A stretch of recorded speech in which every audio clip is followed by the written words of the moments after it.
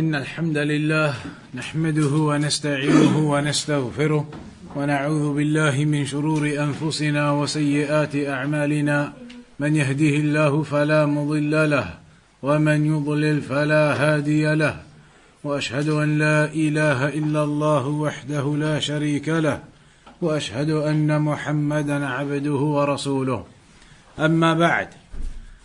Today then we begin with the statement of Al-Imam Al-Tahawi rahimahullah ta'ala, وَالْعَرْشُ وَالْكُرْسِيُّ حَقٌّ. So here Al-Imam Al-Tahawi, he mentions regarding the throne of Allah and the footstool of Allah that they are both truth and in reality. Ibn Abil Izz Al Hanafi explains that further and says, كما بين تعالى في كتابه, just as Allah subhanahu wa ta'ala has mentioned in his book, ذو العرش المجيد فعال لما يريد. So you can see there in Surah Al-Buruj the Arsh of Allah subhanahu wa ta'ala being mentioned. Similarly in Surah Ghafir, رفيع الدرجات ذو العرش, the Arsh, the throne of Allah, once again being mentioned. In other ayat, ثم استوى على العرش, again the Arsh, the throne of Allah subhanahu wa ta'ala being mentioned. So you can see that the throne of Allah subhanahu wa ta'ala, it is something that is mentioned throughout the Quran. Similarly the footstool, and everybody is aware of the narration or the ayah in fact regarding the footstool, and that is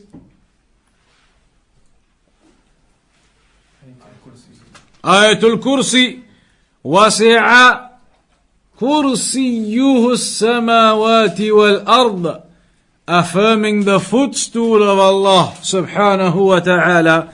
So that is what Al-Imam Al-Tahawi Al-Hanafi has mentioned here. And in the explanation, Ibn Abil Izz Al Hanafi has given some examples of ayat in the Quran, and also some ahadith that indicate the throne of Allah subhanahu wa ta'ala and speak about this affair.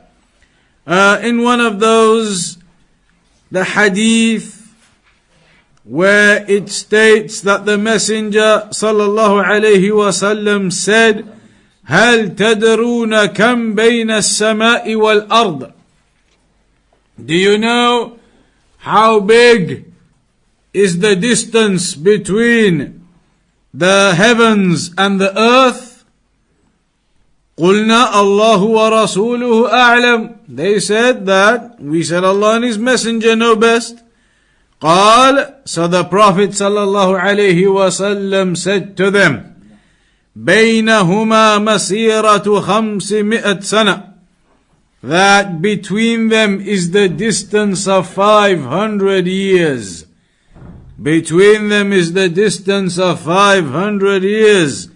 ومن كل سماء إلى سماء مسيرة 500 سنة, and then between every heaven to the next heaven is a distance of 500 years. وكثف كل سماء مسيرة 500 وفوق السماء السابعة بحر بين أسفله وأعلاه كما بين السماء والأرض ثم فوق ذلك 8 أوعال بين ركبهن أظلافهن كما بين السماء والأرض ثم فوق ذلك العرش بين أسفله وأعلاه كما بين السماء والأرض والله فوق ذلك ليس يخفى عليه من أعمال بني آدم شيء. Hadith is in Abu Dawood, At-Tirmidhi, Ibn Majah, and the hadith, it talks about the distances between the heavens and the earth, 500 years of distance, then from the heavens to the heavens, one to the next, 500 years of distance, and then it speaks about the thickness as well of them being of that gap and distance also. And then right at the top of all of that, فوق ذلك, is, as the hadith then says, Al-Arsh. The throne is then above all of that, above all of the rest of this creation. And that's why in another narration it mentions how the throne of Allah is like the ceiling of all of creation. Everything in creation, then the throne of Allah above all of that. And then as the hadith says here, Wallahu fawqa dhalika, that Allah is then above all of that, above all of the creation, above the throne. ليس يخفى عليه شيء ليس يخفى عليه من أعمال بني آدم شيء. Nothing is hidden from him from the actions of Bani Adam. Nothing is concealed from Allah from the actions of the sons of Adam. And there are many other narrations. Hadith in Al-Bukhari, إِنَّ عَرْشَهُ عَلَى سَمَاوَاتِهِ كَهَكَذَا. In the hadith of Al-Bukhari it mentions also, or in the hadith of Bukhari comes after, regarding the mentioning of the throne, فَوْقَهُ عَرْشُ الرَّحْمَنِ, that above that is the throne of Ar-Rahman. So the point being here, you can see very clearly, the throne of Allah and the footstool, the kursi, they are mentioned in the Quran, in ayat, in the Sunnah, in Bukhari, other places, Abu Dawud, Tirmidhi, Ibn Majah, those ahadith are there. So the affirmation of the throne of Allah and the footstool of Allah, that is something affirmed in the Quran and in the Sunnah. So that is something we affirm. That's why Al-Imam Al Hanafi mentioned it here in the Aqeedah of Ahlus Sunnah wal Jama'ah. And so from that point then it goes on to mention وَهُوَ مُسْتَغْنٍ عَنِ الْعَرْشِ وَمَا دُونَهُ مُحِيطٌ بِكُلِّ شَيْءٍ وَفَوْقَهُ وَقَدْ أَعْجَزَ عَنِ الْإِحَاطَةِ خَلْقُهُ. Here then it goes on to say that Allah is not in need of His throne. Allah is self-sufficient. Allah is not in need or requirement of His throne. Allah is self-sufficient of all of creation and anything besides the throne. And muhitun bi kulli shay, Allah is the one that encompasses everything and is above everything. And قد أعجز عن الإحاطة خلقه, that the creation, they are unable to encompass. It is impossible for the creation to encompass. Here the explanation will come in the phrases to follow. Before that though, here Ibn Abil Izz Al Hanafi mentions the example of the size of the throne of Allah. And we've mentioned this narration before as well. مَا الْكُرْسِيُّ فِي الْعَرْشِ إِلَّا كَحَلْقَةٍ مِّنْ حَدِيدٍ أُلْقِيَتْ بَيْنَ ظَهْرَيْ فُلَاكٍ مِّنَ الْأَرْضِ. This hadith, authentic hadith, in which the Prophet ﷺ said that the footstool of Allah compared to the throne of Allah is nothing more than a ring thrown into a vast desert. So you have a ring thrown into a vast desert. The size of that ring compared to the vast desert, that is the comparison of the footstool to the throne of Allah. The throne of Allah like the vast desert, and the ring being that footstool in comparison. But then the narration goes on to say, the footstool then, that ring in the vast desert, that in comparison to all of this creation, to the heavens and the earth, it is as though that ring now becomes a vast desert and we are a ring within that vast desert. So relatively speaking, us, this whole creation to the footstool of Allah, then we are but a ring in a vast desert. Vast desert, one ring. That is us, all of this creation to the footstool of Allah. But then that vast desert to the throne of Allah, then it becomes like a tiny ring in a vast desert. Such are the comparisons of all of this creation, everything, the universe, what you see, compared to the footstool of Allah. But then that footstool of Allah compared to the throne of Allah is nothing. So think about the relative size of the creation. And then after that, of course, Allah is more magnificent, the mighty, majestic, over and above all of this creation. So that's why Al-Imam Al-Tahawi says here, وَهُوَ مُسْتَغْنٍ عَنِ الْعَرْشِ وَمَا دُونَهُ, that he is self-sufficient, not in requirement of the throne. What's the word they use there? In the text. He's not in need of the throne. Not in need of it. That Allah is not in need of the throne. Allah is self-sufficient from the throne. Allah has no requirement or need to the throne. وَهُوَ مُسْتَغْنٍ عَنِ الْعَرْشِ وَمَا دُونَهُ. فَقَالَ تَعَالَى إِنَّ اللَّهَ لَغَنِيٌّ عَنِ الْعَالَمِينَ. Allah said in the Quran that He is not in need of any of this creation. لَغَنِيٌّ عَنِ الْعَالَمِينَ. Allah is self-sufficient and free and not in any requirement or need of any of this creation. Al-Alameen means all of the creation. He is not in need of anything of the creation. In another ayah, وَاللَّهُ هُوَ الْغَنِيُّ الْحَمِيدُ. He is the one that is the enriched, meaning the self-sufficient and the praiseworthy, not in need of anything or anyone, no requirement, no necessity. وإنما قال الشيخ رحمه الله هذا الكلام هنا لأنه لما ذكر العرش والكرسي ذكر بعد ذلك غناه سبحانه عن العرش وما دون العرش ليبين أن خلقه العرش لاستوائه عليه. نعم ليس لحاجته إليه. So Ibn Abil Izz Al Hanafi says here now, the reason why Al-Imam Al-Tahawi made that point that Allah is not in need of the throne, straight after making the point that we affirm the throne of Allah. Firstly, he made the point that we affirm the throne of Allah, that Allah created the throne. We affirm that, and the kursi, the footstool.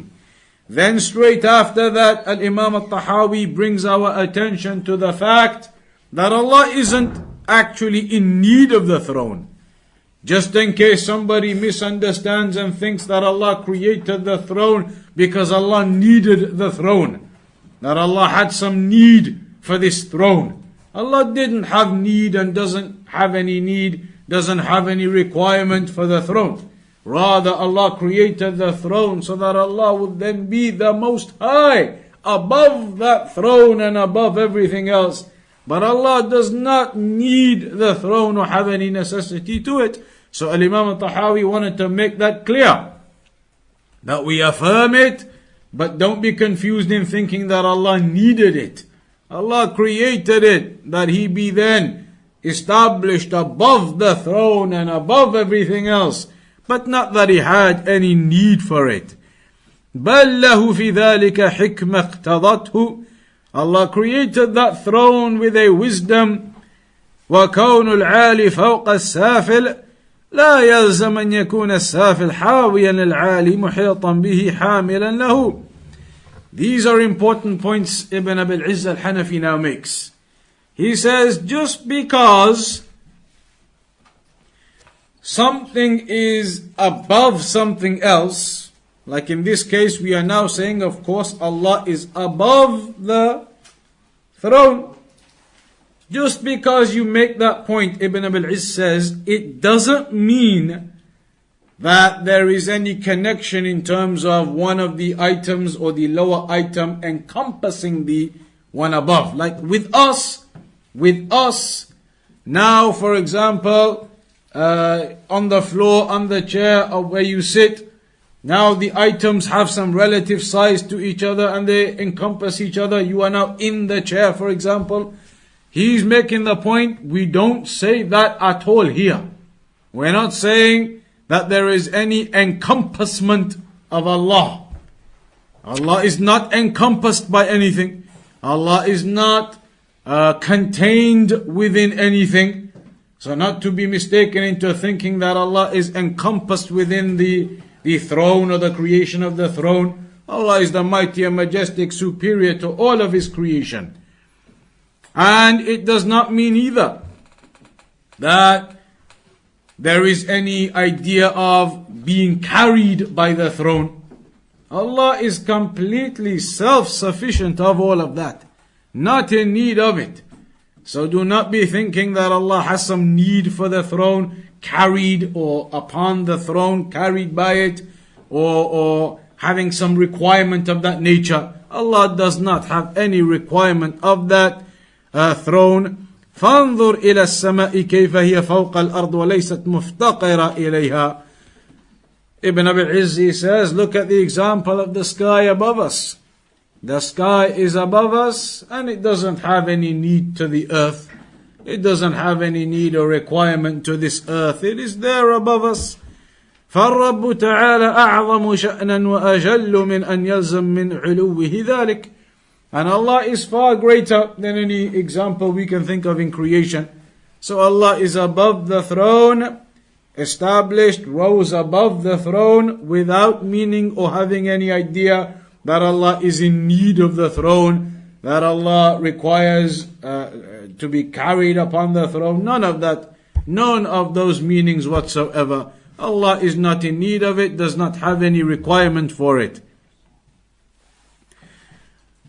ونفاة العلو لو فصلوا بهذا التفصيل لهدوا إلى سواء السبيل وعلموا مطابقة العقل للتنزيل ولسلكوا خلف الدليل لكن فارقوا الدليل وظلوا عن سواء السبيل.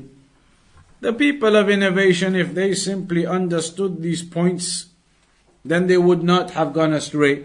If they understood that Allah created the throne and then Allah is above the throne, but that He is self-sufficient and not in requirement of the throne, they understood these basics about these issues, then they wouldn't have negated that Allah is above. The people of innovation negate that Allah is above. They negate that Allah rose above the throne and is established above the throne. But if they understood these basics, that Allah created the throne, Allah rose above the throne, and is the mighty, the majestic, the powerful, not in need of the throne or any requirement of the throne, then they wouldn't have had any reason to reject the highness of Allah. They rejected the highness of Allah upon misunderstanding of the throne and how the throne works, and their misconstruction and misconstruing those ideas. They didn't understand how this works, and as a consequence, that was one of the reasons why they rejected Allah being above in the first place. So, if only they understood these basics. أما قوله محيط بكل شيء وفوقه محيط بكل شيء فوقه من قوله فوقه ونسخة الأولى من الصحيح هي صحيحة ومعناها أنه تعالى محيط بكل شيء وفوق كل شيء. So here Al-Imam Al-Tahawi says Allah encompasses everything and is above everything. Ibn Abil Izz Al Hanafi clarifies it means that Allah is therefore the one who encompasses all of His creation, everything, and is above all of His creation and everything. And it can also mean that He encompasses everything and is above His throne. وهذا والله أعلم إما أن يكون نعم. Then he speaks about the details of the different texts. But the point being here, Ibn Abil Izz Al Hanafi, in the explanation, as well as Al-Imam Al-Tahawi, they are affirming that Allah is above the throne. Allah is above the throne, encompasses everything and is above the throne. And that is mentioned by the explanation of Abil Izz Al Hanafi. فوق العرش, that Allah is above the throne. That is there in the explanation of Abil Izz Al Hanafi. That one of the meanings of this can be أنه محيط بكل شيء وفوق العرش. He encompasses everything above the throne. So that is established and proven in the Aqeedah of Ahlus Sunnah wal Jama'ah.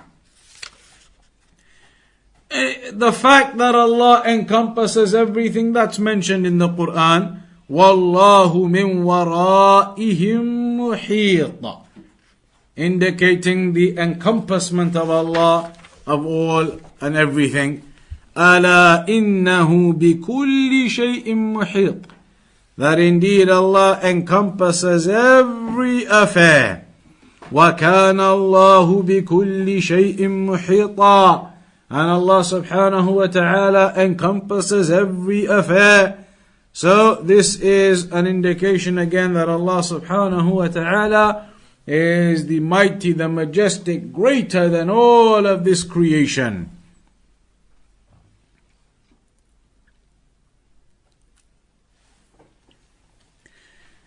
One thing though to highlight, it does not mean like the Aqeedah of the Sufis, when we say that Allah encompasses all of His creation, it doesn't mean that Allah surrounds this creation and we are within Allah. That is how the Sufis understand it. Some of the Sufis, they think that it means Allah encompasses all of this creation and we are within Allah. That's the meaning of Allah encompassing us. That we are within Allah. And that is false. We are not within Allah. Allah is separate and above this creation, but encompasses all of it. Allah is the mighty and majestic that has everything under His control. But it doesn't mean that we are one entity with Allah and within Allah and Allah is around us. That is a false understanding of the people of misguidance.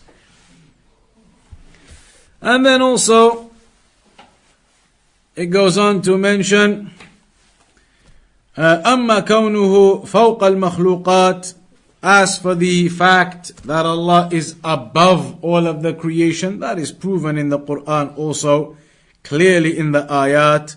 So for example, in Surah Al-An'am, it mentions, وَهُوَ الْقَاهِرُ فَوْقَ عِبَادِهِ, that He is the one who is the overpowering upon all of His servants, above all of His servants. That's what the ayah says. فَوْقَ عِبَادِهِ, above His servants. Clearly establishing and affirming Allah being above. فَوْقَ عِبَادِهِ, clear, above His servants. Similarly in An-Nahl, يَخَافُونَ رَبَّهُمْ مِنْ فَوْقِهِمْ, that they fear their Lord from above them. Again the ayah highlighting clearly that Allah, our Lord, is above us. That they fear Him, يَخَافُونَ رَبَّهُمْ, they fear their Lord, where? مِنْ فَوْقِهِمْ, from above them. Their Lord who is above them. Similarly, in the hadith that we just saw, it mentioned the same thing. وَالْعَرْشُ فَوْقَ ذَلِكَ وَاللَّهُ فَوْقَ ذَلِكَ كُلِّهِ. And this narration may have some speech regarding it, but the meaning is exactly the same as everything so far. That the throne is above all of the rest of the creation. It is the ceiling of the creation. And then above that, Allah is. Allah is above all of that. All of the creation. Allah subhanahu wa ta'ala above it. In another narration, لما قضى الله الخلق كتب في كتاب فهو عنده فوق العرش إن رحمتي سبقت غضبي. that when Allah decreed the creation, He wrote in the book which is with Him above the throne. In the book which is with Him above the throne, that indeed my mercy precedes my anger. Again, affirming Allah being above the throne. And there are other narrations, many of them, highlighting the exact same thing regarding Allah subhanahu wa ta'ala being above. So there is no doubt about that. Anybody who argues against that, then they are arguing against the clear and blatant evidences regarding Allah subhanahu wa ta'ala being above the creation. All of this speech you hear from the people that Allah is everywhere. A common false aqeedah of the people, that Allah is everywhere. There are so many evidences telling you Allah is above. In fact, the scholars, they say, even if you just think about it in your mind, you'll recognize how false this aqeedah is to say Allah is everywhere. They say, for example, when you think about things just logically, simply in your mind, yourself in relation to somebody else, you can either be below them in level, you can either be sat below. So now imagine somebody came and sat on the floor here. That person is obviously at a lower level than the ones sat on the chairs. Somebody elderly, for example, if he came in, would you tell him to go sit on the floor whilst the youngster sit on the chair? You wouldn't do that. Why not? Because it's recognized clearly that the respect and the honor and the nobility is to sit higher on the chair, not to sit the elderly person and the one that you want to give respect and nobility to on the floor down there. That's something you recognize yourself. What about now when you see, for example, the kings and those kinds of parliament and whatever they have, the leader, the president, etc., kings especially, when they have their big hall of people, the leader is always sat with his chair at a level which is above all of the committee and everybody sat there. They're always above. Or even if they are the same kind of level, the leader will always be at the head of the table above. So it's recognized even in nature that being above is where the respect is. Being below isn't. That isn't. Being equal, which is better? How do you show more respect to somebody? By putting them equal to yourself or putting them above yourself? Now if we had here a big, fat, comfortable sofa compared to these other chairs, somebody elderly, etc. comes in, we want to show them respect, where would you put that person? Onto the bigger, higher, comfortable chair rather than on the equal level with us. Because being higher, that is more respect and honor than being even at the same level. Being below is completely off. So now there's three scenarios.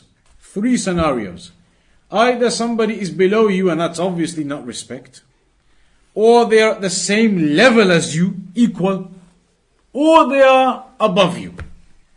With Allah subhanahu wa ta'ala, is anybody gonna dare say below us?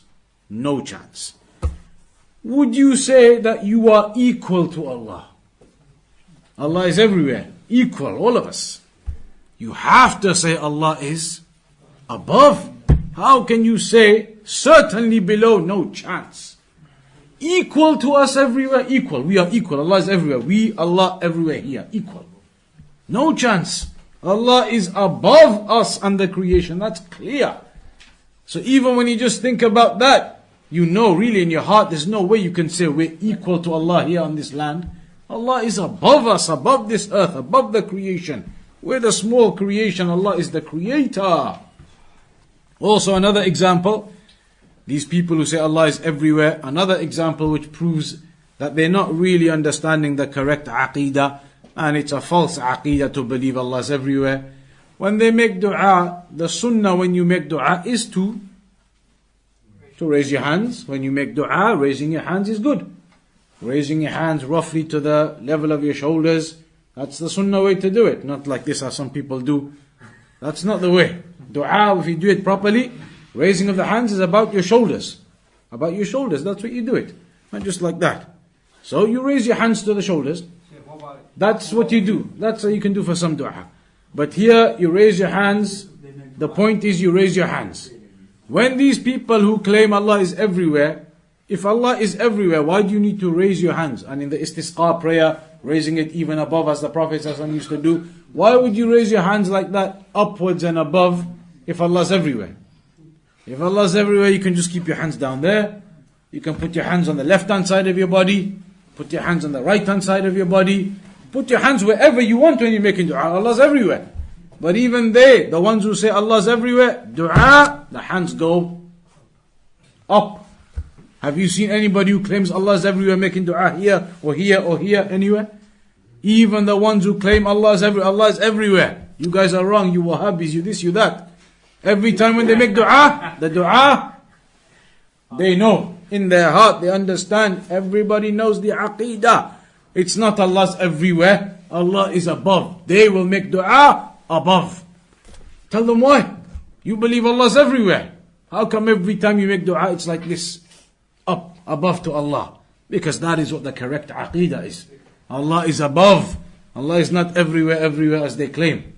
And then on top of that, Shaykh al-Islam Ibn Taymiyyah said, if you start talking about Allah being everywhere, you're going to have to start making 1,000,000 billion exceptions. Allah's everywhere, mashallah. So is Allah, now when they start saying, what about the bathroom? No, accept that. What about the guy over there, the neighbor, he's got a dog in his patio at the back in the yard? That yard too? No, okay, that's an exception too then. What about the bathrooms and the toilets and all these hotels and takeaways and restaurants? No, they're exceptions too. What about the garbage, rubbish dump where you go, throw everything, the big trucks go dump? No, that's an exception too. You're going to have 1 billion exceptions. So Allah's everywhere, but except 1 billion places that are this massive list of exceptions. Shaykh al-Islam Ibn Taymiyyah said, what are you talking about? Allah's everywhere. So what about this and that and below you? If Allah's everywhere, then at the side of you and below you, Allah's everywhere. So it doesn't make sense. So many places, now you go outside in the street and a dog walks past and he does his business there. Now that's an exception, that spot there. And this is exception everywhere. Where the clean place you're going to say Allah is then? So you can't have this false aqeedah. Allah is everywhere. Nowhere in the Quran and the Sunnah Allah is everywhere. Allah is everywhere in one sense, in terms of His knowledge, His hearing, His seeing. Allah sees everything, hears everything, knows about everything. But we don't say Allah is here mixed in with us everywhere. Allah is above, on top of all of this creation. And that is what makes sense clearly. The Creator is above all of His creation. That's the clear correct aqeedah. And it's proven in the Quran so many times. ثُمَّ اسْتَوَى عَلَى الْعَرْشِ. In the Quran, what do these ayat mean? That Allah then rose above, went above the throne. And the throne we know is the highest point of creation. Allah went above that. So many places in the Quran, in the Sunnah. Yet they have to come along. No, Allah is everywhere. Cannot be that Allah is above, because they can't affirm these names and attributes. They can't affirm the throne of Allah as it is. They can't affirm other aspects of the names and attributes. They have to make distortion with everything. But when you look at the aqeedah, the evidences, it is so clear that Allah is above. The throne is that ceiling of the creation, and that is proven by the ayat of the Quran and by the ahadith in the Sunnah. So here then, من سمع أحاديث الرسول صلى الله عليه وسلم وكلام السلف. Ibn Abil Izz Al Hanafi. Remember, this is why we said we're going to do this explanation. The explanation of Ibn Abil Izz Al Hanafi himself. And the book Al-Imam Al Tahawi Al Hanafi himself. This is the book we're doing, the explanation we're doing. So this is the correct aqeedah. In this now, Ibn Abil Izz Al Hanafi says, if you listen to the hadith of the Prophet sallallahu alaihi wasallam, and you listen to the speech of the Salaf, وجد منه في إثبات الفوقية ما لا ينحصر. Ibn Abil Izz Al Hanafi says, if you listen to the hadith of the Prophet ﷺ and you listen to the speech of the Salaf, you will find evidences regarding Allah being above, so many of them, you won't be able to count them. You will find so many evidences in the Sunnah and the statements of the Salaf about Allah being above, you won't even be able to count them all up.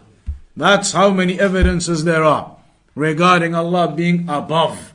And this is Ibn Abil Izz Al Hanafi saying that. And we said before, even Al-Imam Abu Hanifa affirmed Allah is above. Affirmed it.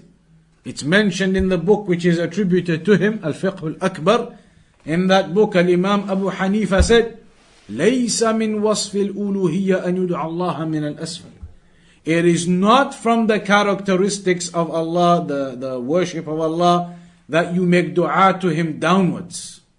That is not correct. So what's correct? That you make dua up to Allah. Al-Imam Abu Hanifa saying that. It's not correct to be making dua down.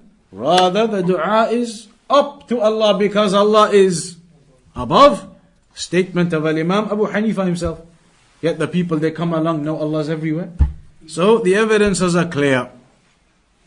وَلَا رَيْبَ أَنَّ اللَّهَ سُبْحَانَهُ لَمَّا خَلَقَ الْخَلْقِ لَمْ يَخْلُقْهُمْ فِي ذَاتِهِ الْمُقَدَّسَةِ فإنه الأحد الصمد الذي لم يلد ولم يولد فتعين أنه خلقهم خارج عن ذاته. Ibn Abil Izz Al Hanafi now says, when Allah created the creation, Allah created them separate. Allah didn't create the creation within Himself. Allah created this creation as a separate creation. Allah created them, not within Himself. We're not one entity with Allah.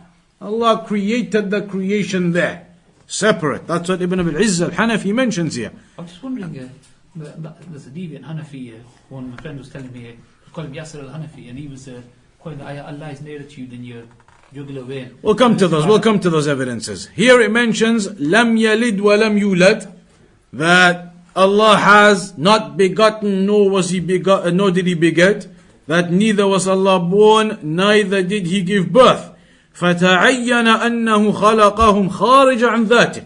So all of this, the fact that Allah is one, He did not give birth, nor was He given birth to, it is all separate from His creation, that Allah, from Himself, separate from Himself, means that Allah created the creation as a separate entity outside and not within Himself. وَلَوْ لَمْ يَتَّصِفْ سُبْحَانَهُ بِفَوْقِيَّةِ الذَّاتِ مع أنه قائم بنفسه غير مخالط للعالم. So here he mentions that Allah is separate, غير مخالط للعالم. He is not mixed in with the creation. So all of these evidences are highlighting very clearly the position of Ahlus Sunnah wal Jama'ah regarding where Allah subhanahu wa ta'ala is, regarding the throne of Allah, regarding the kursi, the footstool. As for this ayah and other evidences that they think are evidences to show that Allah is everywhere, the evidence that Allah is closer to you than your jugular vein. Does it say in the ayah that Allah is closer to you than your jugular vein? What does the ayah say? Allah's knowledge. What does the ayah say exactly? Does it mention Allah? Allah is closer to you than your jugular vein? Huwa as a pronoun, that he or it is closer to you than your jugular vein. What's that referring to? Anybody who has any understanding of tafsir, when you look at those ayat, just leading up to it, it's talking about the angels. That's the tafsir of the scholars of tafsir, the mufassirun. They've mentioned this ayah in particular, it's referring to the angels that write down your deeds, that they are closer to you than your jugular vein, by consensus of the Salaf, one on your right, one on your left. Writing your good deeds, writing your bad deeds. That is from the tafsir of the Salaf, from the tafsir of the mufassirun, that the ayah is one particular tafsir referring to the angels being closer to you than your jugular vein, that they are writing down your deeds. Even if we say it refers to Allah, then like we've already said very simply, Allah is closer to you than your jugular vein, meaning that Allah's knowledge, hearing, seeing, everything. Even more than that, what's in your chest, what you are thinking, Allah is aware of all of that. So these are not proofs that Allah is everywhere. If that was the case, back to all those same arguments again. Why are you making dua with your hands up then if Allah is everywhere? Make a dua here then. Make a dua here. Why don't you do that? Because they know that's nonsense. They know that's nonsense. So they do not understand the reality. These people haven't studied. They've never gone and properly studied these books. They do the explanation of these books in 10 or 15 sessions, read through it like it's done. No explanation. They won't even take the explanation of Ibn Abil Izz Al Hanafi. Ibn Abil Izz Al Hanafi, they won't even take his explanation. Hanafi himself, Al-Imam Al-Tahawi, Hanafi, all Hanafi. But then they say, oh no, he's not real Hanafi. That's what they say. If you ask them now, we're doing Ibn Abil Izz Al Hanafi, I'm reading his words, what he says. They say, no, Ibn Abil Izz Al Hanafi isn't a proper Hanafi. Because all his explanation is giving the real explanation, proper explanation of the Aqeedah of Ahlus Sunnah wal Jama'ah. So when it comes to that, they've decided, no, he's not Hanafi enough. He's not a proper Hanafi now. Because he's giving the proper real Aqeedah, explaining Allah is above, etc., everything. So we're going to round off on that point for today. We'll carry on with it. There's more to come yet on the issue of Allah being above and the throne, etc. We'll come back to it inshaAllah ta'ala from the next session. And then after that it's going to be about Ibrahim alayhi salam and Musa alayhi salam. Regarding those messengers, that topic comes up as well. Any other questions? Yeah, in the translation, in this gold translation that some brothers have, it mentions mounted in the explanation, but mounted is not particularly a suitable word. It doesn't really bring about the right understanding in your mind. Mounted, rather we say Allah rose above the throne, was established above the throne, but mounted, that wording there isn't quite right, doesn't appear to be quite right. Wondering about the hadith narration of Abu Hanifa, rahimahullah, aside from Abu Muadh Taqweem Aslam, isn't he, Imam Zahabi said he had weakness with him, so is that narration still, that narration reliable? What narration? Abu Muadh Taqweem, when he said Abu Hanifa says, whoever says that Allah is not above the arsh, he's a disbeliever. We haven't quoted that narration. The hadith, the narration we're quoting is the narration where Abu Hanifa, he mentioned about the dua and the awsaf of al-uluhiyya. He said, لَيْسَ مِنْ وَصْفِ الْأُلُوهِيَّةِ أَنْ يُدْعَ اللَّهَ مِنَ الْأَسْفَلِ. No, just Abil Izz mentions, in that point as well, he mentions that narration for Abu Muadh Taqweem. So I was wondering, is that No, but that's what you're quoting there is different. It's a slightly different version of it. It's not the same one. Where is it in his version of it? It's where it says the explanation. Whereabouts? I'll just find it.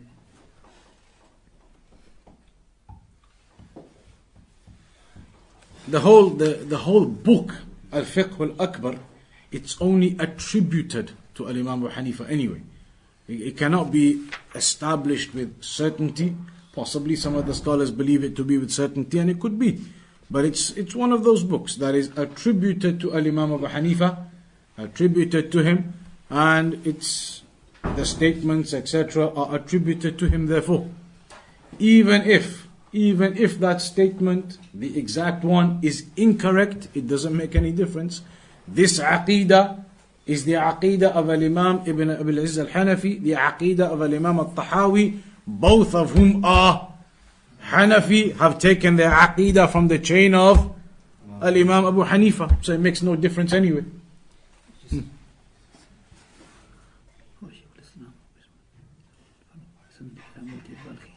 Okay, wait, let me see, where is it here? It's a different layout. Okay, let me see.